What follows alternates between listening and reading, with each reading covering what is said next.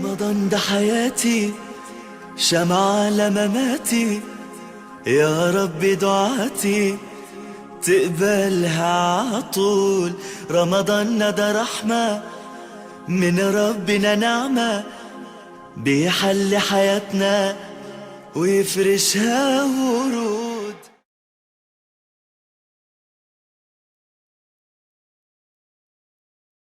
بسم الله والحمد لله والصلاة والسلام على رسول الله وعلى آله وصحبه أجمعين. أما بعد، السلام عليكم ورحمة الله وبركاته.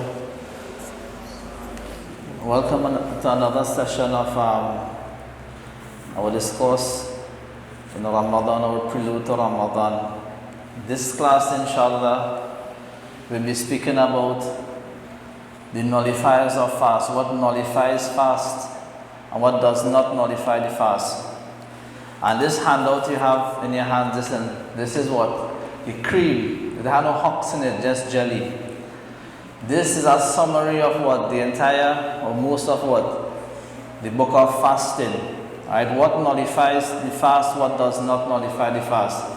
And this is the basis of our 100 masail we normally print and distribute at the Jamia.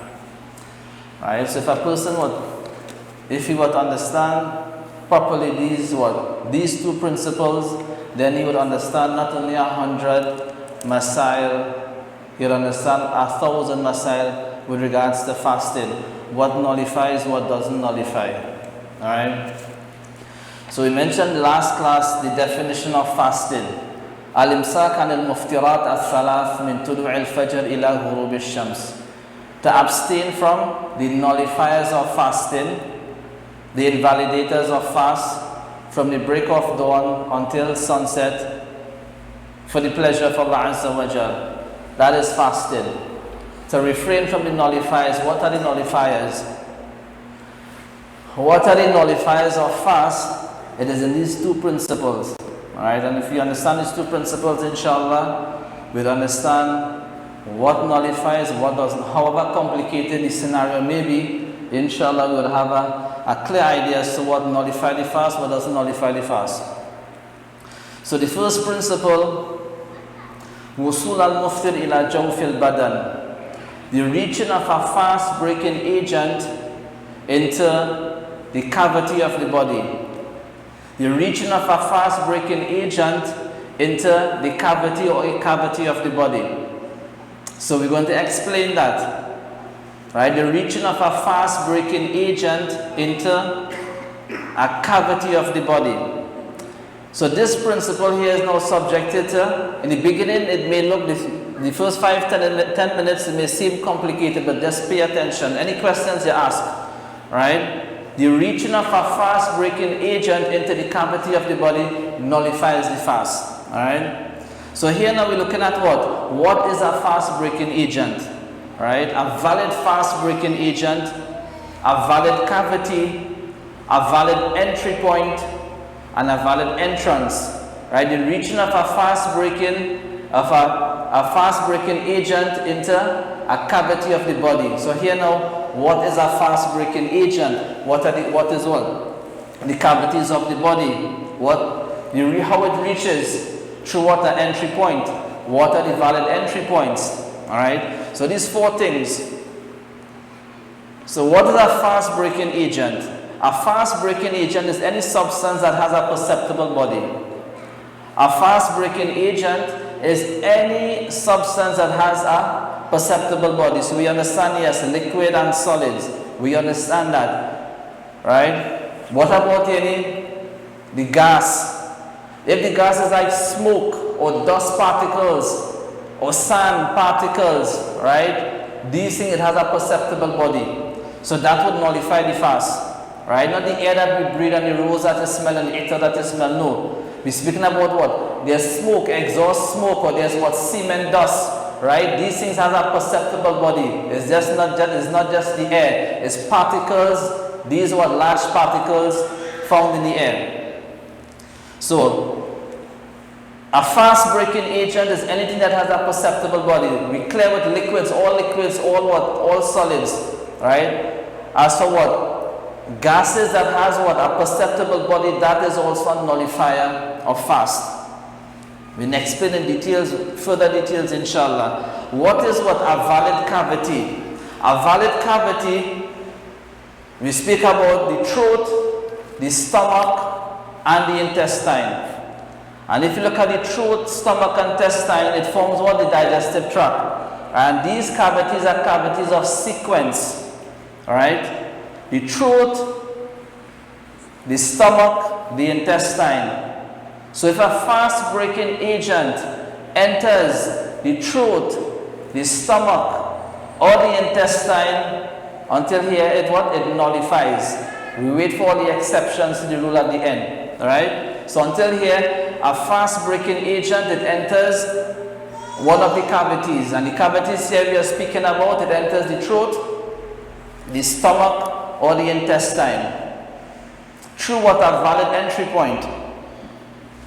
And what? If you look at all the natural entry points to the throat, stomach, and intestine, we have the nose and the mouth. The nose and the mouth, valid entry points to the throat, leading to the stomach, and the rectum from that direction or that area. So these are the valid entry point: the nose, the mouth, and the rectum. A person might say, what about the ears? We discuss that later on, you'd see. And a valid entrance, meaning a valid entrance here, the fuqaha, the jurists, they mention, a valid entrance is what? It enters, right? It enters fully and remains there, right? And they give the example, if a person were to tie what? A stone to a string and puts it in, and he were to put it into his throat, but he has this string outside. That is not what? A valid entrance. The whole thing enters, then that is what? A valid entrance. This, by holding that string, is not what? A valid what? Entrance. So we can see here in our endoscopy, when what? If you were to do one of that, the tubes, if you were to go down the throat is a valid entry point, is a valid cavity that goes, the nose is a valid entry point, except once that hose is outside, right? That hose or tube is outsid, the fast will not be nullified unless, yes, that tube is lubricated. Because if it is lubricated, it will have what? A valid, fast-breaking agent. It will have a fast-breaking agent. So now, just to what? Wrap up, summarize this here now.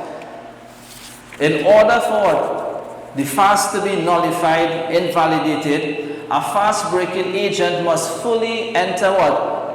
Fully enter the throat, stomach, or intestine via the mouth, nose, or rectum. Alright? We clear with that? Alright? So if we're just going to mention the exception to the rules now. Alright? The exception to the rules, we're going to mention it. Right? But listen, any fast-breaking agent that enters the throat, the stomach, or the intestine, alright, it enters the throat, stomach, or intestine through a valid entry point, it nullifies the fast, right? It nullifies the fast. If you could have used these two words simultaneously, it would be good, right? So if you finish these two papers this week, inshallah, probably we could do Zakaah next week, right? But let's see, right? We mentioned this, we'll go to the exceptions, inshallah, just an exception to that rule. So in this handout now we have on the first line. No, leave it. Right? This is the example. Right? So if I want to ask, right, injections, vaccination, IV drips, would that nullify the fast? Yes or no? Based on the principle, not what we think and what we feel, right? It's based on principles. Would it nullify the fast? No. Why? Nothing is entering what directly entering the throat, stomach, or what? The intestine. That goes through the veins. So it would not nullify the fast. So no injections would nullify the fast. Alright? No injections whatsoever would nullify the fast. Alright? Yes, if what? if a person were to take the fuqaha, the jurors they mentioned, if something were to enter the stomach through the walls of the stomach, that would nullify the fast. But listen, there's no injection that enters the walls of the stomach. Yes, the how you call it, the penicillin, the stomach area, but that does not pierce and enter the walls of the stomach. That is more like of a surgery than an injection, right? So there's no injection that would enter and what pierces the walls of the stomach, right, causing the fast to be nullified, right? And as we mentioned, that is if that occurs, that is more of a surgery than an injection, right? So injections would not nullify the fast. Okay, we're applying oil in the hair. We have eye drops here. That will go to the exception. We'll leave all that for now. Inhaling perfume, like the itar, you smell a rose, you open what a pan of paint, a tube of glue, would that nullify the fast? No, it doesn't have a perceptible body. It would not nullify the fast. Good. We just skip in, right? What pertaining to what we just did. We'll go through it inshallah afterwards. Yeah, go ahead. So what about smoking and vaping? You tell me, smoking. Well, Would smoking nullify the fast? it went in their lungs, not their stomach. Huh? In their lungs, not just It go to the throat? kind of when How would reach into the lungs in the first place? so your throat is considered. Right. The throat, these are the three cavities, the throat, stomach, intestine. Right? Throat, stomach, intestine. So yes, the smoke has a perceptible body. So smoking cigarettes will nullify the fast. Smoking, vaping, all these things will nullify the fast. Alright? So let's go back over here. So what we read so far, the reaching of a fast-breaking agent into the cavity. A fast-breaking agent, we mentioned what is a fast-breaking agent. The cavities, the three cavities we mentioned is what? The throat, the stomach, and the intestine. Then we mentioned valid entry points. The nose, the mouth, what else? And the rectum, right? The nose, the mouth, and the rectum. So now we have some exception to the rule. Any exception to the rule is what? And this is based on the hadith of the Prophet ﷺ, and based on what they call the haraj, al-haraj madfu', when something is difficult and is what is uplifted, it is removed. The first is what? Forgetfulness. So even though what? A fast-breaking agent enters a cavity through a valid entry point, but it was done forgetfully. And we spoke the last class of what is meant by forgetfully. And we distinguish between something done forgetfully and mistakenly. Mistakenly will break the fast. As for forgetfully, does not break the fast. Right? A person what? One of the nullifiers occurred except that that person was unaware that he is fasting. Alright? He is unaware that he is fasting. He ate something, he drank something, or something from what? Any fast-breaking agent entered, right, the cavity, but he was unaware, right? He was unaware that he is fasting. Listen, a person, if he is eating and he is aware that he is eating, if he is drinking and he is aware that he is drinking, unless he what? I know people eat and drink in the sleep, right? But if he's asleep, you don't fast in the night. But listen, we're not speaking about that. We're speaking about a person, yes, he's eating, but he's unaware that he is fasting. He is drinking while he is unaware that he is fasting.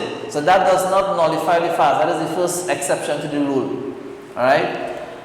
That is the first exception to the rule. And last class we mentioned the hadith of Abu Hurairah radiallahu anhu, where he told the Prophet alayhi salatu wasalam that he ate and he was fasting. Alright? Nabi Alayhi mentioned that yani at'amaka Allah, that is what ta'am and rizq and sustenance from Allah Azza wa Jal. The second exception to the rule is unavoidable substances. Alright? Unavoidable substances. Yes, they are fast-breaking agents, right? But unavoidable. Listen, you'll be speaking and a mosquito just go inside my mouth, go down my throat. That is unavoidable, right?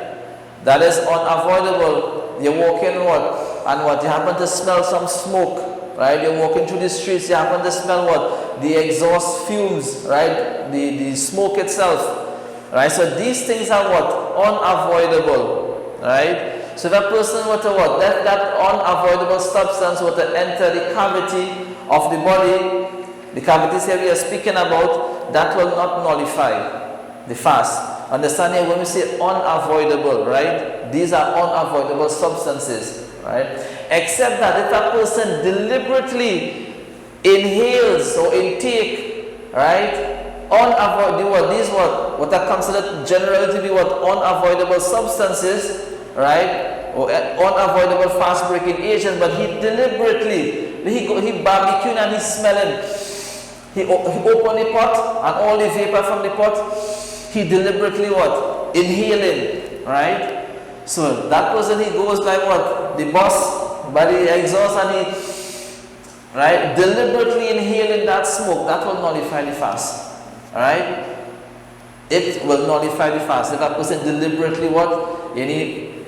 Intake, inhale or intake what? These what? These substances, right? Smoke. Now we go ahead. So just a clarification. If you're cooking and you smell the pot, would that be considered as unavoidable? That is unavoidable. If you go, Right. then Right. deliberate. Deliberately, right? You open the pot and deliberately what? Right? Yeah. Understand? When you speak about open the pot, right? If you just get the smell from the pot, that is okay, right? But here we're speaking about the vapor itself, like you open it and just all the vapor, you suddenly inhale that, right? Right? Otherwise, smell, if it's normal smell, right? That is okay, right? You must smell it anyhow, right? So it's not like, listen, we're going to cook with a mask now, so you won't smell. No, you don't have to do that. That's haraj, that is difficulty, right? What about the saliva in the mouth? Alright? Understand the mouth, at times they take what? The ruling of an internal organ. The mouth, at times it takes the ruling of an internal organ, and at times it takes the ruling of an external organ. Like when a person making ghusl, right? He has to wash his entire body, right? His outer body, and in that now, the mouth is considered to be what? An external organ, right? Because you don't wash inside your eyes, right? The mouth is considered to be an external organ. With regards to fasting, the mouth being an internal organ is with regards to those substances produced in the mouth. The mouth being an internal organ, it is regards to what? Those substances produced in the mouth itself, like saliva. So if a person were to swallow his saliva, you're not going to get what? You're reaching up a fast breaking agent from outside inside. You're not going to get outside inside. That is an inside, that is an internal organ. It's like what? A person has some mucus in his nose and he swallows and it goes to his throat. So nothing from outside coming inside. Hence, the principle doesn't exist. Alright? Similarly, with the saliva, it's not something outside going inside. Right? It's inside going inside, so that doesn't nullify the fast based on that principle. Right?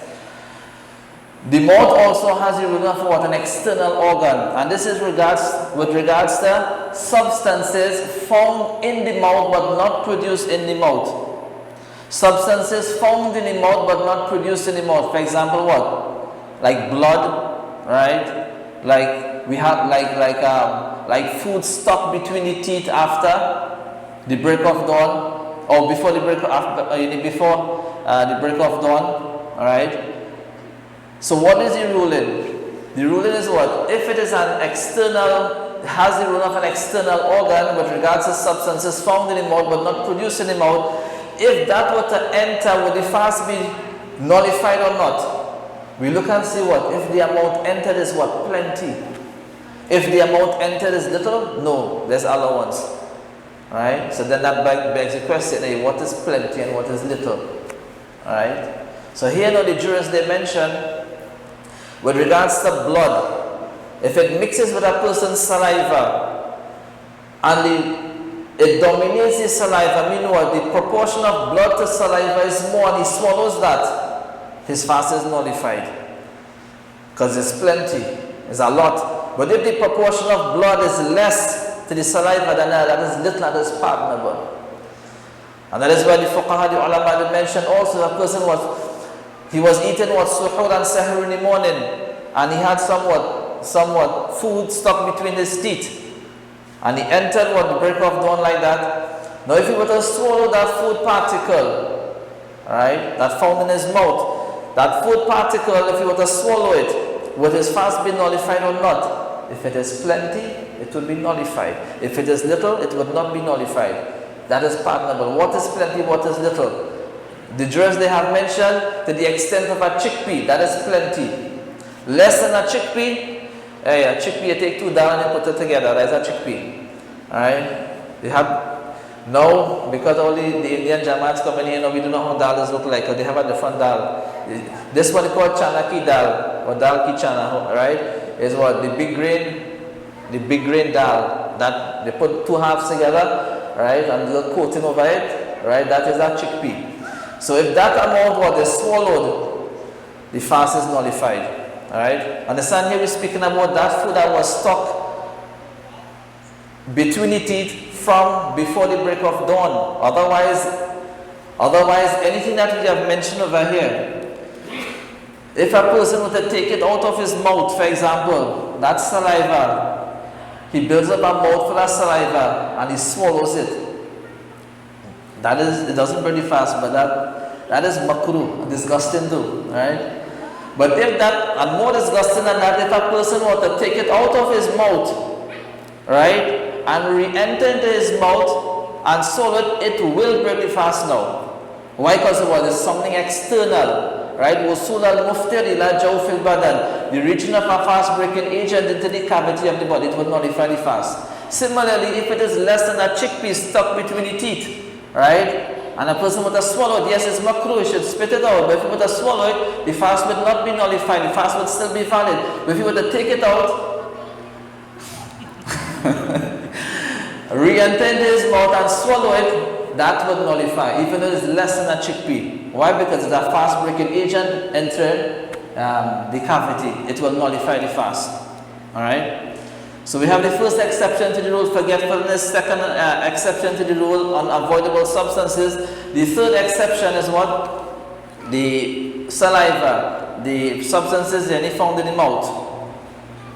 Some people suffer from regurgitation. Like an hour after you took work, you start any fast, take a break. An hour after, naturally, some of the food just comes back up. Get into your mouth. Just swallow that back. Alright, so that coming up here. Next point. Okay, I'll wait. Same point, right? So we have any vomiting. So if you had given any handouts and then after they ask a question like that, you say, well, yeah, you didn't revise your work, you didn't prepare your work, but we now give the handouts. Swallowing vomit, alright? Swallowing vomit. A person, here now, a person after vomiting unintentionally, understand, after vomiting unintentionally, that person swallows his vomit unintentionally. Meaning what? You don't swallow, it doesn't really make sense. You don't swallow unintentionally, it's a reflex action, right? It happens like that, right? You don't do it deliberately on his own accord, it happens like that. So here now a person what? Unintentionally, he vomits a little, then after they just went down back, right? They just went down back. That would not nullify the fast, alright? That will not nullify the fast, alright? But now if what? That vomit that came up unintentionally, a person would swallow it intentionally, right? Now, there we come to this point here. Unintentionally it comes up, and then after it comes up now, we swallow it.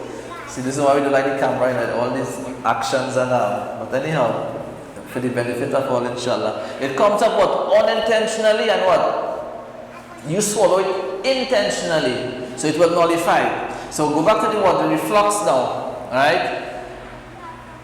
It comes up, right? So obviously it will come up what unintentionally, right? Not deliberately, it's come up, right? So if it comes up and goes down back on its own, even though you taste it, right? Maybe your tongue long it till over here, right?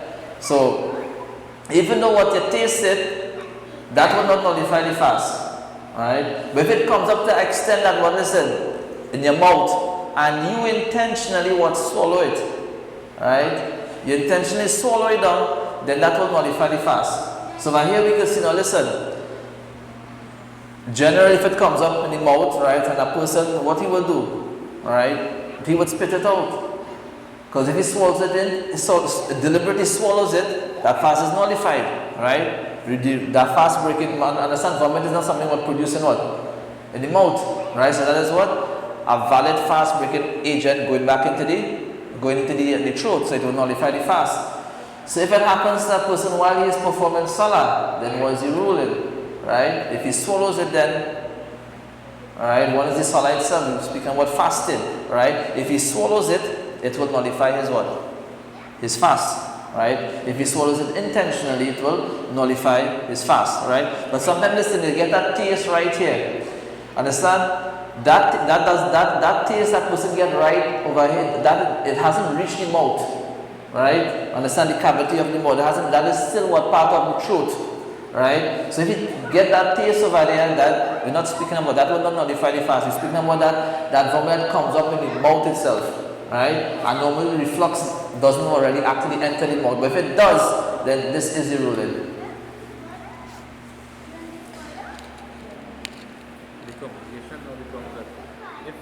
If that regurgitate, the involuntary reflux, and like I say, in your insula, you can't spit it out. Right, so right. Understand when it comes in, what you're going to feel it in your mouth, right? Yes. You will feel it, right? Normally what? You can't taste it without it entering your mouth, right? You can taste it over here, right? Sometimes when they put things in your eyes, I was going to do just now, so you taste it also, right? But that's not in your mouth, right? So if it's at the upper throat over here, yes, you will taste it. We're not speaking about that. That is not entering into the mouth, right? If it enters the mouth, you can spit it out, or you can bring it up. You know what? You have control over that. So I'm in solar. Comes up in your mouth. Comes in your mouth. Right. What do you do then? Just spit it out. No, you leave the salah. You leave solar. Right. Remember what? Over here you're fasted, so if you swallow it down, right, you will nullify the fast. The fast will be nullified. Alright, so it's one, then you come back as a what? Alright, you come back as a masbuk, or you come and you do bina, build up on what you already started. It's better to what? To be as a masbuk. What you miss, you make it up after the salam of the imam. Alright? Applying medicine to the eyes. Alright? So this is one exception to the rule. The eyes, from the eyes to the throat, is there any passageway from the eye to the throat? Yes, there's a valid passageway from the eyes to the throat, right?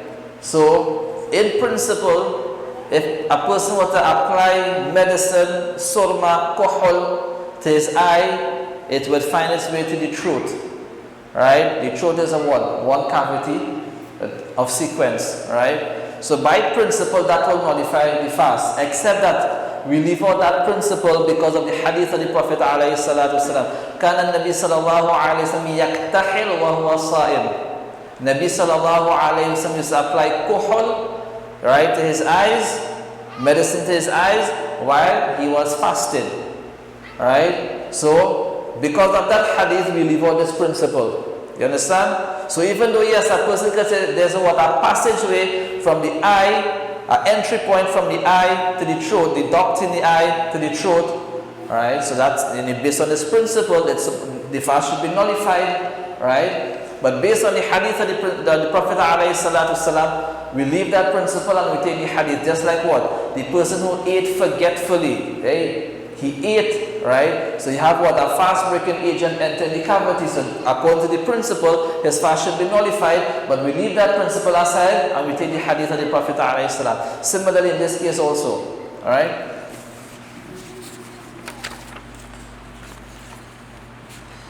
Now,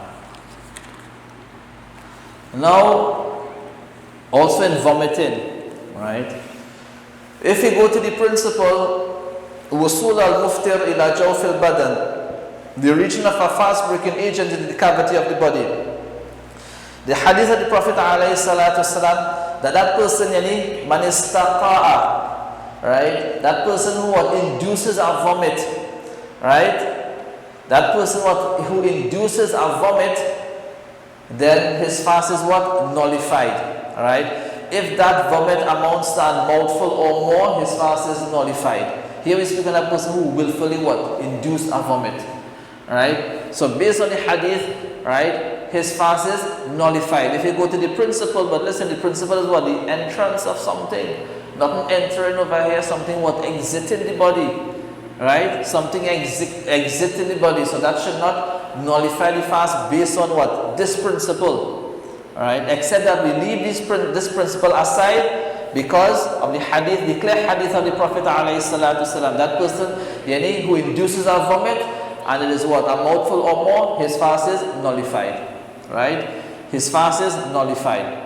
And also, the last exception to the rule is a woman, she commences what? Her menstrual cycle or postnatal bleeding after delivery. But nothing entering, something coming out, nothing entering, right? So based on the principle, that fast should not be nullified, except that what? Because of the hadith of the Prophet ﷺ, a woman, her menstrual cycle commences, that fast is nullified, all right? That fast is nullified. So we're going to summarize this whole what? Principle with the exceptions here, all right?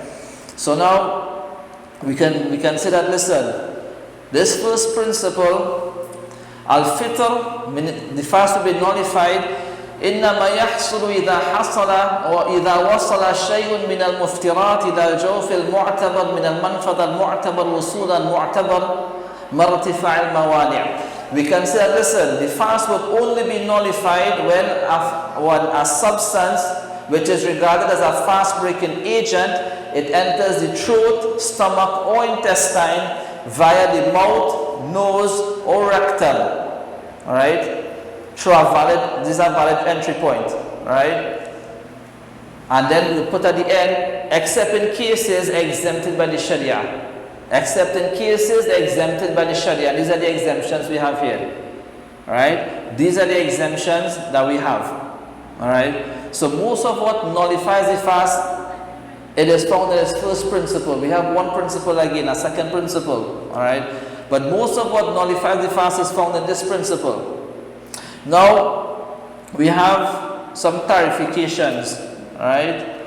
Some clarifications. Understand that if you look at this, the whole concept, the origin of a fast-breaking agent into what? The cavity of the body. The throat, stomach and intestine. Through a valid entry point. The jurists they have mentioned, right, this is based on tib, any medical research, right? This is based on medical research. So the medical research and findings that were in the present at the time of the jurists, they used what was present at that time and they gave the ruling, right? So that is why now we have the issue with what? A few clarifications. For example, in all of the classical books of fiqh, you would see if a person puts medicine in his ear, his fast will be nullified. So a person asks that, and if all the books of fiqh, right, Hanafi fiqh, you would see the fast will be nullified. Why? And you would see the jurists they mention because there's a manfadh, there's an entry point from the ear to the throat, right? But modern day research, ENT experts, right, they prove that to be wrong. There's no direct entry from the outer ear to the throat.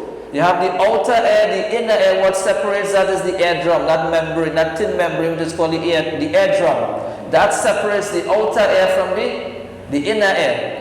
Right? So if a person were to put medicine, oil in his ears, it would not reach his throat unless his eardrum is perforated, unless he has a hole in his eardrum. Right? Listen, if you have a hole in your eardrum, you would know. Right? If you have a hole in your eardrum, you would know. Right? Listen, if you have a hole in your eardrum, you would know. Right? Listen, if you have a hole in your eardrum, you would know. Right? If you have a hole in your eardrum, you would know. Right? Listen, if you have a hole in your eardrum, you would know. Right? If you have a hole in your eardrum, you would know. Right? it will pain, right? And you'll have what? If you have a hole in the eardrum, you would know. A person doesn't have a hole in his eardrum and just walk about the place like that, right? There are symptoms, right? Pus and what? Headache and, right? Whatever comes with what are perforated in the eardrum, right? So only if a person has a hole in his eardrum and he applies medicine to his ear, oil or whatever, yes, his fast will be nullified. Why? Because it will find its way to the throat, right? That cavity.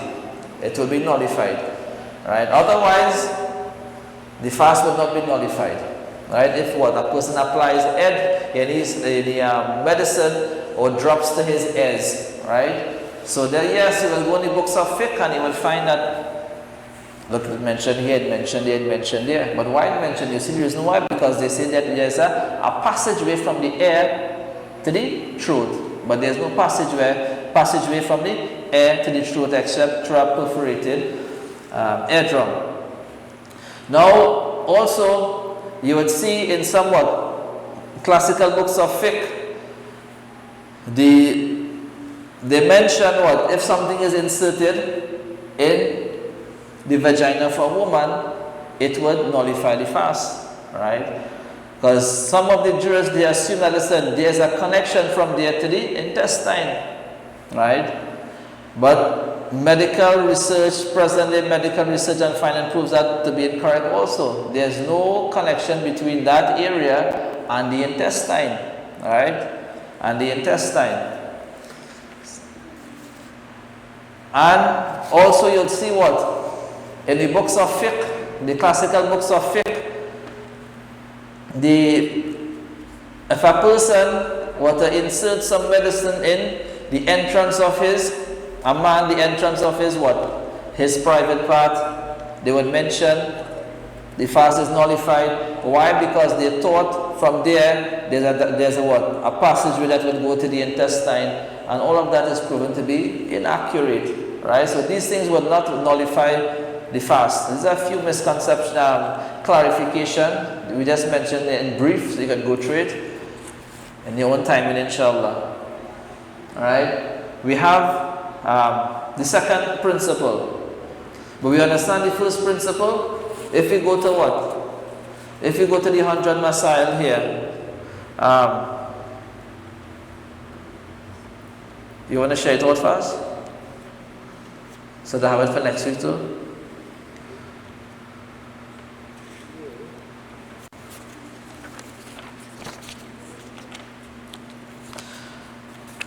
A person, number 16, we have a person donating blood or taking a blood test. Would that nullify the fast? Or we have doubts? No. Right, just go to the principle. No. Right, cupping, well, no. Right, but yes, understand when the ulama they mention cupping is what makruh is not because why they mention is makruh because that person, because of cupping, he can become weak. And because of becoming weak, he can jeopardize his fast, right?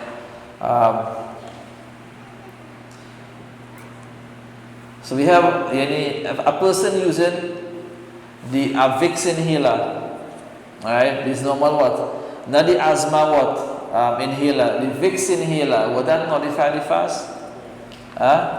No, that would not nullify. But with the asthma in puff, would that nullify the fast? Yes, so that has a perceptible body, it would nullify the fast. Right, good. What about pain patches, nicotine patches, hormone patches that they put in the skin and what? It enters your body. Would that nullify the fast? No. Good. A person eating, drinking, having marital relation, forgetting that he is fasting. Right?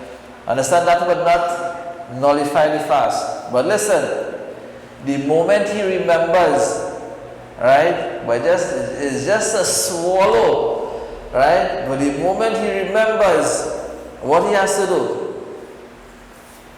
Spit it out. Understand? Should you have the cameras here? Right? We understand the eating and drinking part. But the next part also, the third part, right? The relation part, marital relation. The moment he remembers, he had to come out, right? Otherwise, that fast would be nullified, And these things, if it is done intentionally, what they can lead to kafara. We speak about kafara, inshallah, before we go to the second principle. Alright? What about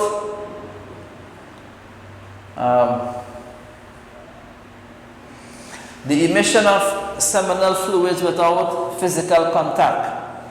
Just say, for example, okay, this is connected to the second point, we'll leave that. If a person were to rinse his mouth, then we say, okay, the mouth is a valid entry point. So if a person were to rinse his mouth, put water in his mouth, put water in his nose, would that nullify the fast? No. Why? It's not going down the throat, right? But by mistake it goes down the throat. You sniff, and by mistake it goes and comes down the throat, it will nullify the fast.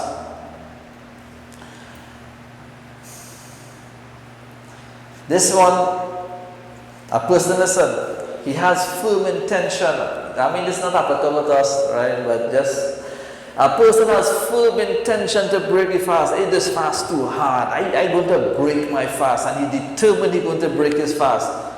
Is his fast nullified? But he determined that he's going to break his fast. Still, go back to the principle. Nothing has entered. Yes, but that is what he is saying and what he is doing. That is what dislike and makruh, right? You shouldn't say like that. All right. I put number 28. Bleeding gums. Right. That person has bleeding gums. Would that nullify the fast? If you were to swallow it, right? Understand? If you were to swallow use now, if it is what more in proportion to the saliva, right? And normally how a person would know that? Generally, if a person were to spit, and you would see, right? If the blood is what more in proportion to the saliva, right? What about breastfeeding, expressing milk? No. Blood discharged by a pregnant woman. Okay, we'll leave that up. A pregnant woman doesn't see what? Menstrual cycle. A pregnant woman cannot experience menstrual cycles. If a pregnant woman is seeing what? Blood comes out from there, that is not her menstrual cycle, and if she is fasting, that would not nullify the fast. Alright?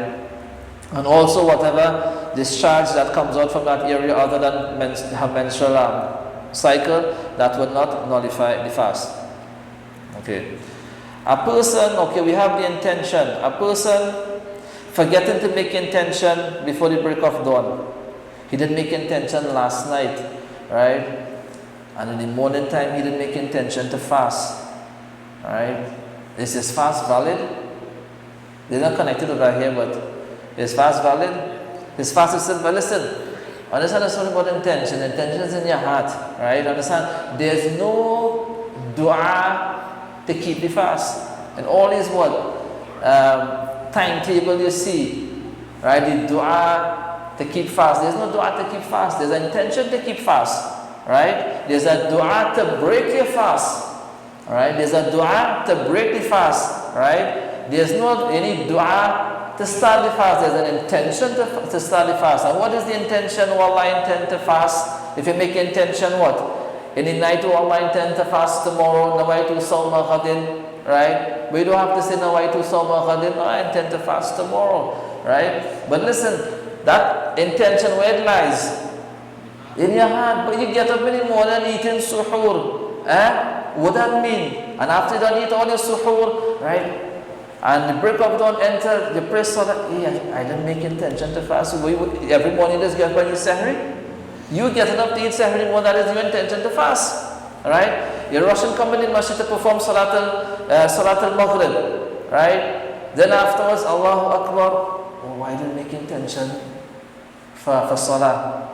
Because we understand we have to make intention for salah. But you coming in the masjid for salat al-maghrib. What is the intention? And to perform salat al-maghrib. The intention is in the heart. Okay, the usage of this one over here, okay, the usage of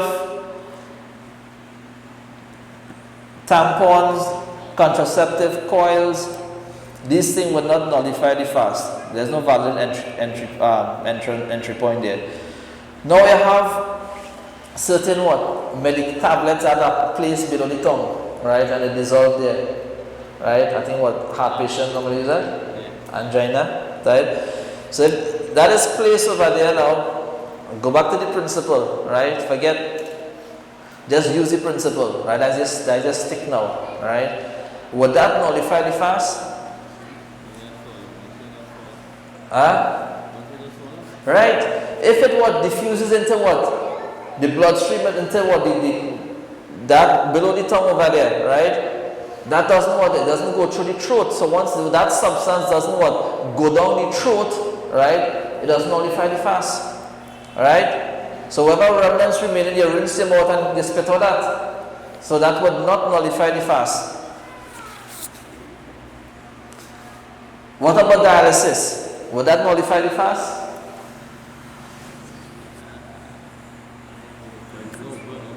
Huh? No, but why are we so unsure?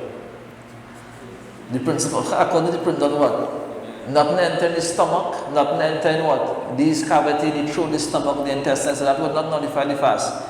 So you have dental fillings, extraction, these things would not nullify the fast, except that what? A person what? He is jeopardizing his what? Fast. Because when how the neck is this position, right? And if you can what? Slip down the throat, right? And if it slip down the throat, even accidentally, the fast would be nullified. And the vacuum miss it and then suck it. That gone now, nullified. Alright?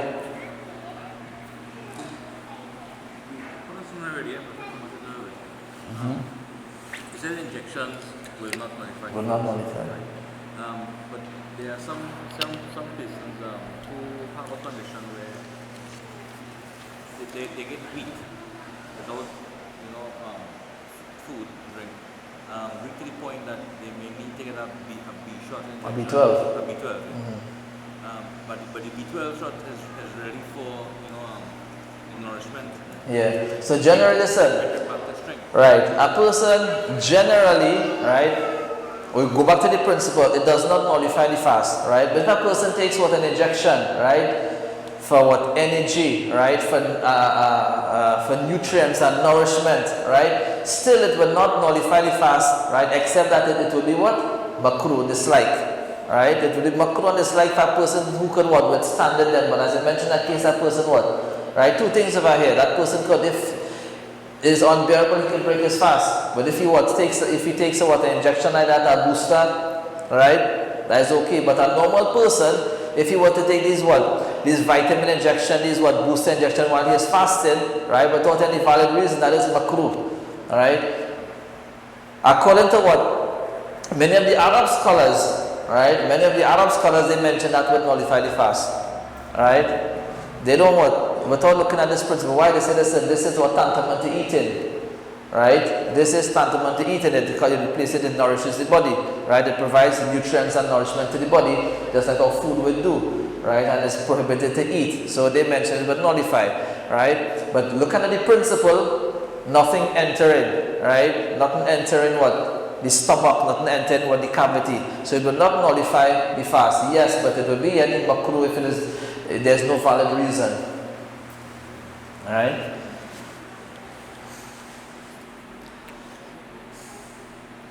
If a cervical smear, pap smear,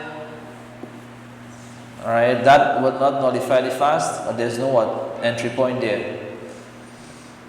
So, like also what? Internal ultrasound, right, as we mentioned. Inhaling fumes, paint, glue, gasoline, these what? Chemical substance? No. Right? Inserting dye into the bloodstream. Similarly, okay, a person what? A certain test you have to take, a person medical test, they would normally insert dye into the body and then they go in the machine and they would, right? So even that insertion, that does not nullify because it doesn't go to the stomach, the intestine or the throat. Right? Any question? Right. And all these things, or the usage of what? Lotion and cream and all the lime alcohol and whatever. Alright. Mosquito flying into the throat. A mosquito flying into the throat, that mosquito is a fast breaking agent, not so, it goes into the throat, which is a valid cavity. Does that nullify the fast? Huh? There's an unavoidable substance exception to the rule. Good.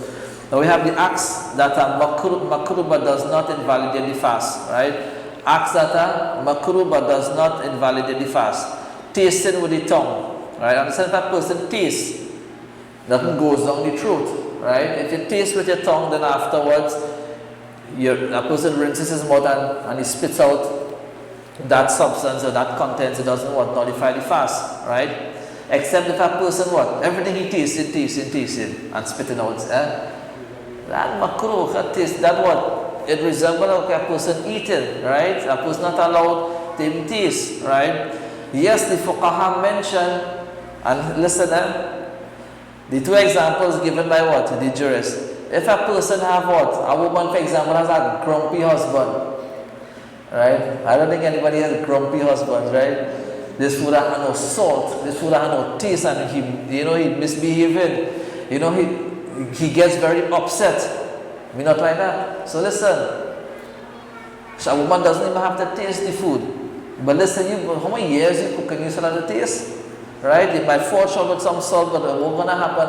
Time to eat, you put some salt afterwards, right? So she doesn't really have a need to that person doesn't, right? So if you're cooking for people, right? I mean, amongst yourself, household, right? You don't really need to do that. Yes, allowance may be given to people who cook in as a livelihood, right? A profession. They have a restaurant and nobody want to hear the month of Ramadan. The salt might be a little more or less, and so bear with us. Nobody want to hear that, right? So that's different. But generally in the house, right? And the second example given by the jurist is that a woman needs to puree the food for the child. So she will bite it, right, and soften it up and give it to the child. And other than that, it's not mentioned, right? So if we grumpy husbands, then the wife have no going to spend hours in the kitchen, and this problem is a little bit of salt. This food tasting so. This food has no salt. This food has. So does that mean it's permissible to brush your teeth and use mouthwash? Right. So brushing it, understand here? Brushing the teeth does not nullify the fast. All right. But it comes under the category of being makruh. Why makruh? Because a person he could jeopardize his fast. First, to begin with, he's putting something in his mouth, a foreign substance, right? Secondly, in brushing, right, there's a possibility that that content, it enters the throat, right? And understand here, we mentioned, even though it enters mistakenly, the fast would still be nullified. So why it is considered to be makruh, right, is because that person, he could he's putting his fast, and he's jeopardizing his fast, right? So that is why how you call it, the miswak. You use that. Or listen, use the same toothbrush and use water, right? And brush. The same thing applies to the miswak as well? No, the miswak, jais, there's no karaha. The Prophet ﷺ used to use miswak while he was fasting. But understand the miswak we have, right? We're speaking about the natural miswak, right? We don't have most of the miswak available in the market. In Trinidad here is not natural miswak, right? Not natural. Even though you see natural. Okay, we understand. Okay, you have clove. There's an additive. You have clove and you have mint and you have this and you have that. Normally only the Al Khair, that brand and the other brands, right? They put a flavor to it. So that flavor now would be like a toothpaste. You understand? So even if a person wants to use it, he should rinse his mouth thoroughly and spit it out. So even though the miswak that you see natural, it's not natural, it has preservative in it. There's preservative in the miswak itself. So yes, a person, if he wants to use it, but rinse thoroughly and spit out. Don't swallow the remnants then. Alright? I deliberately leave out the swimming part and watch here. Swimming, right? It does not nullify the fast, right? Except if the water enter the throat or the mouth, right? And sometimes you probably can help that, right? There's one person, right? He was doing a kafara for 60 days, right? We're going to do kafara coming up, right? And I think he had about 10 days remaining, right? So 50 days consecutive fast. 10 days remaining. Then he said he went what? Swimming, some waterfall and some water accidentally entered. So he has to start over from the beginning now. Right? So yes, it will nullify. Right? If a person swimming not wrong with swimming, but listen, a person can jeopardize his fast. The water enters the throat, the nose mistakenly, enters the mouth mistakenly, right, and goes down the throat. That fast is nullified. That fast is nullified.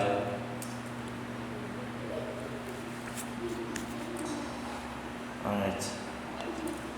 So we spoke about the flavored miswak and the mouthwash, toothpaste. So what about gargling? Gargling, a person doesn't need to gargle when he's fasted. A person making wudu, you rinse him out, you spit, right? Yes, gargling is a condition for ghusl, right? Gargling is a condition for ghusl, but then listen, if a person fasted, why he need to make a ghusl? No, he won't like, isn't it possible? If a person fasted in the day of Ramadan, during Ramadan, the daytime, right? Why would he need to make a ghusl?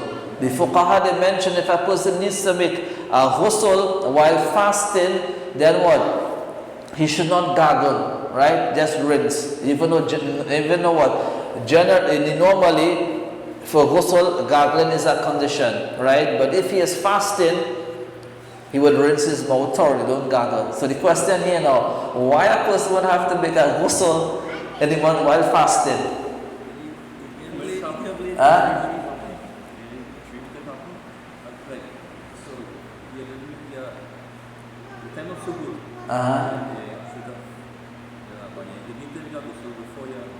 Before you start your fast, right? But the time on you eat sugar, time for fasting. Right. A person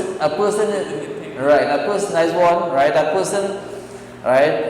He does to start the fast, tahara is not a condition. So if that person was in the state of janaba, right? Major ritual impurity because of what marital relation, right? He can keep the fast like that, right? But he needs to what? Take a ghusl for what? For Salat al-Fajr, not to keep the fast. That's not a condition, right? So now he's going to perform Salat al-Fajr. Salat al-Fajr comes in after the break of dawn, so he has to take a ghusl, right? I don't know what Zahra was thinking, but that is one. The second is what? A wet dream, right? He's sleeping during the day. A wet dream. What is that? Oh, he passed air. He take a ghusl. It depends. A person passes, he doesn't need to, the ghusl takes what makes wudu, right? That does nullify, right? And a third case scenario, for example, listen, if it is that, listen, a person what? And this is connected to the second point, but we bring it over here. If a person had marital relation forgetfully, right? You eat forgetfully, drink forgetfully, understand? Right? If a person had marital relation forgetfully, right? His fast would not be nullified except that he entered a state of janaba. So he has to do ghusl, right? So this one now, okay, a person could say, well, listen, the man, he forget he was fasting, or the next one, right? So you have a little issue here now. If two of them, we understand. Two of them, they forget they were fasting, and right, we understand, right? So it have a little technicality over there, but we mentioned it on the second principle, inshallah, right? So we have over here another what the makruhat and dislike nutritional injections, supplements like vitamin B, right? It will not nullify the fast, but it will be what makruh and dislike if there is no any valid reason, right? Acts that nullify the fast and necessitate qada only. Listen, when the fast is nullified, right, is broken, two things can happen. A person will have to make qada, only make up for it, or If it is nullified, a person will have to do qadha plus kafara. Kafara is the fast for 60 consecutive days. Alright? So, this class going until when? Until, where is it? No, we have next week and everything, but today we finish? Time finish? Or? We will finish. Next week we will finish. Yeah.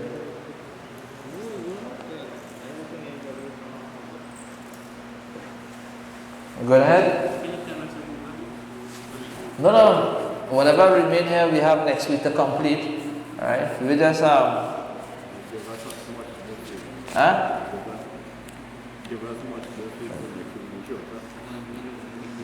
Alright.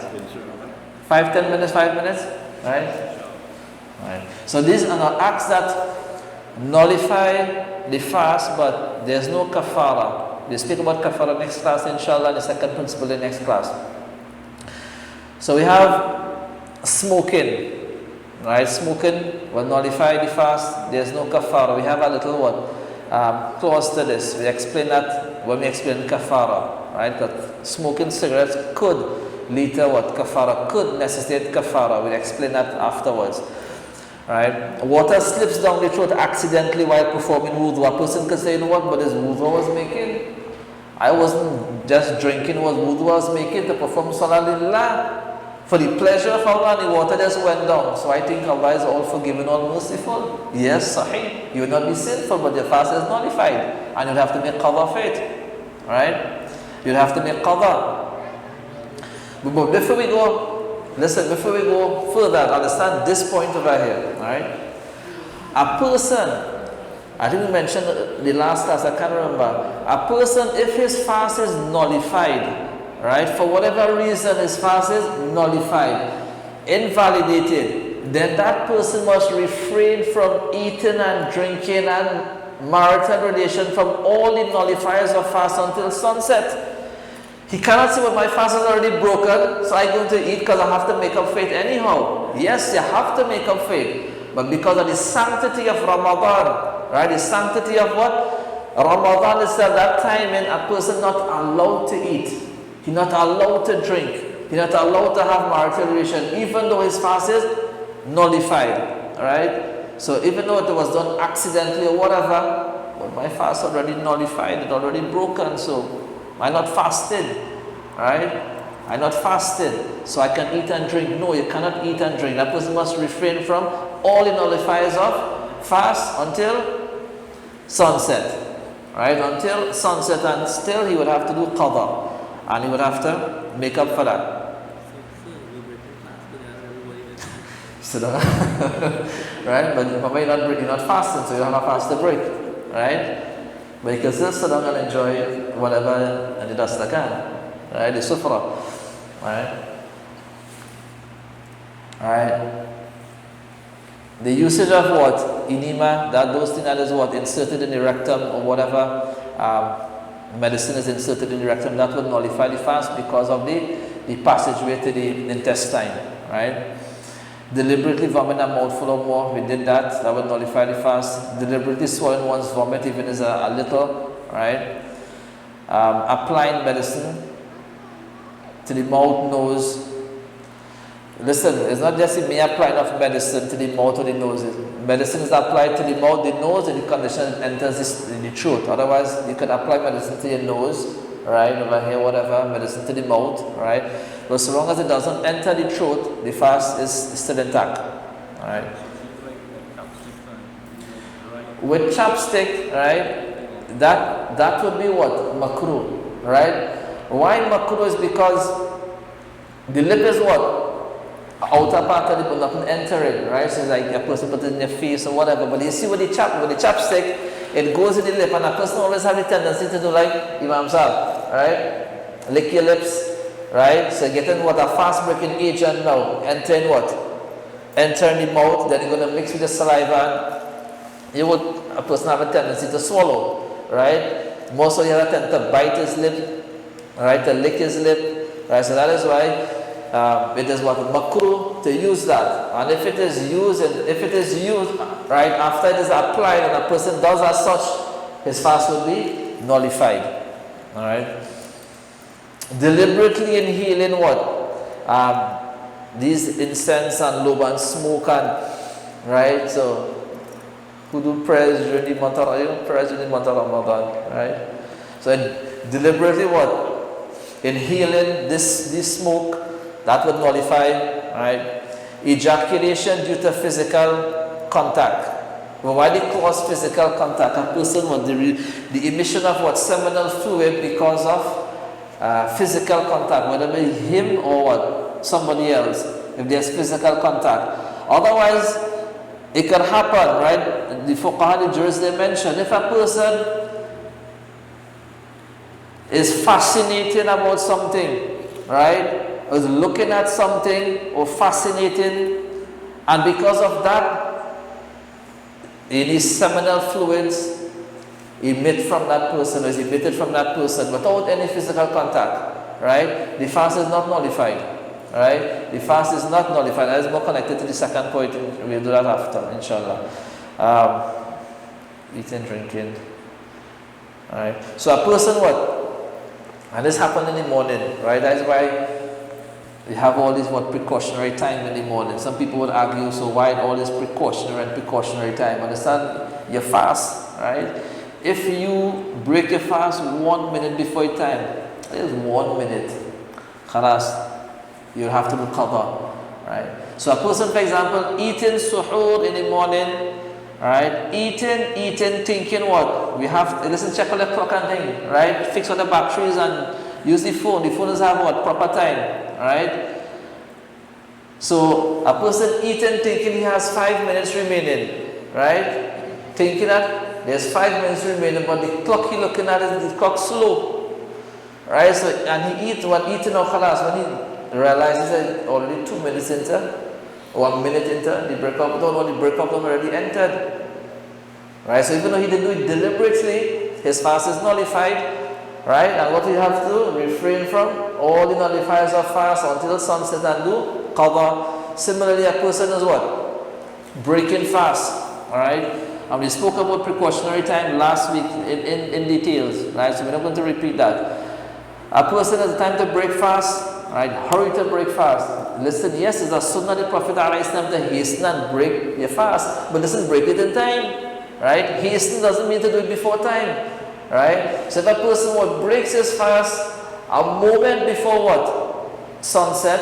And when we speak about sunset, we explain what is sunset. And we mention what? The astronomic definition of sunset. It is actually what the Shari'i definition of sunset also. So if the sun hasn't set, and that person what? He eats. Right? He eats, his fast is nullified. But what about that person what? He puts something in his mouth and he's chewing and chewing and chewing, right? And then when sunset comes and he swallows, that person has to make qada. Why? He greedy? No, that is makruh. It's like except that what? Once it doesn't what? Enter the throat, right? Before sunset, the fast is what? Valid, right? So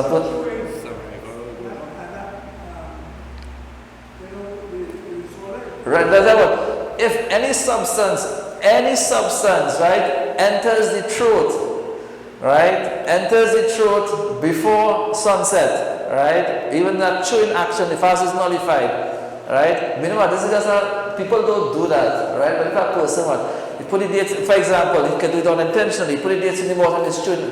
And a person says, hey, you have 1 minute again. Right? So you still have it in his mouth and, well, I have swallowed it yet. But still, right? If any substance enters the throat before what? Sunset, that fast is nullified. And I think we will repeat like, very important. Last week we mentioned, listen, in Trinidad, right? In Trinidad, the solar timing, there's a variation between at least 2 to 3 minutes in what? The solar timing, right? Sunset. So sometimes you see a calendar with sunset, right? This is the timing, but where exactly do they get it from? Where exactly do they get that timing from? It depends on the place. As we mentioned, we quoted what? 3 different places.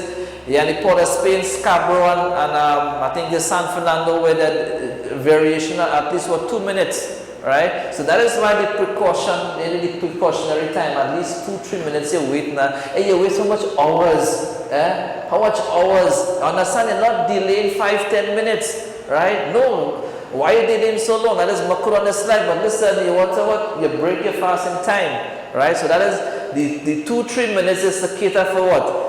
The variance and fluctuation in the timings that we have, right? The solar timings that we have recorded. But I think we should. So when we speak about hasten to break the fast, does it mean like do not delay the breaking of the fast? The moment the time enters, we are sure the time enters, do not delay. Yeah, and the next part is, that is one view, right? The other view is... They have no other view. Some people interpret that, I mean, as soon as they hear time to break fast, they gobble up the food quickly and... No, as soon as what? The time comes in, you break your fast. The goblin part, no, that is... So that doesn't mean to rush down your food. Right? So listen, understand here, watch what you have. At sunset, what do you have? You have to break fast, you have to call adhan, you have to perform salah. Right? And all of these things with regard to Maghrib, Nabi Islam mentioned in here ta'jil, to hasten. Right? But understand, hasten doesn't mean what? The muadhin, he put the dates in drink a sip of water and have the dates in the water and start to call the adhan. No, right? So the hasten doesn't mean what you do all in one. A person what he fasts, understand? He fasts, Nabi alayhi salam mentioned, لِلصَّائِمِ فَرْحَةً. For that fasting person, he has what? 2 happy times. فَرْحَةٌ عِنْدَ فِطْرِهِ. A happy time when he's breaking his fast. So that happy time when you're breaking your fast, no, take your time, right? But we don't sit down a whole plate and when that finished, then you go. No, you take that amount that you break your fast. As the Sunnah of the Prophet ﷺ would break his fast, you need with date and some water, right? And then afterwards, perform salah, right? Afterwards, they perform salah. So at least what? We give the people 5-10 minutes, right? Especially for that time. You need 5-10 minutes, then we have the at least 5, 7, 8, whatever the time is, whatever stipulated, we agree upon. Listen, we say, listen, the month of Ramadan, we're going to perform Salat al-Maghrib 8 minutes, 5 minutes after its time, or 10 minutes. And listen, if performing Salat al-Maghrib 10 minutes after, right, especially what? To cater what? For the breaking of the fast, there's no karaha, there's no dislike. Right? That person, okay, he break fast home, at least he can come and get salah in Jama'ah. We cater for that also. Right? So, At the time of sunset, the time comes in for breaking the fast. And you see 3 things you come, not hasten to breaking the fast, calling the adhan, and performing salah. Would calling the adhan first and then breaking the fast, would that be not hasten to break fast? was that if? Would that be disliked to, at the time of sunset? A person chooses to, the muadhin per se, call the adhan first. And after you call the adhan, then he breaks his fast. No, but that is him, right? That is okay if the muadhin does like that, right? That is okay if he does like that, because that's the muadhin, right? And when the adhan is sounded, right, the moment they hear Allah, but wait till they hear, if he can recite the Quran or something, you don't know, right? Allahu la ilaha illa, right? Allahu Akbar, okay, this is what the time to break fast, right? So this is, understand, it's not hard and fast rule about it.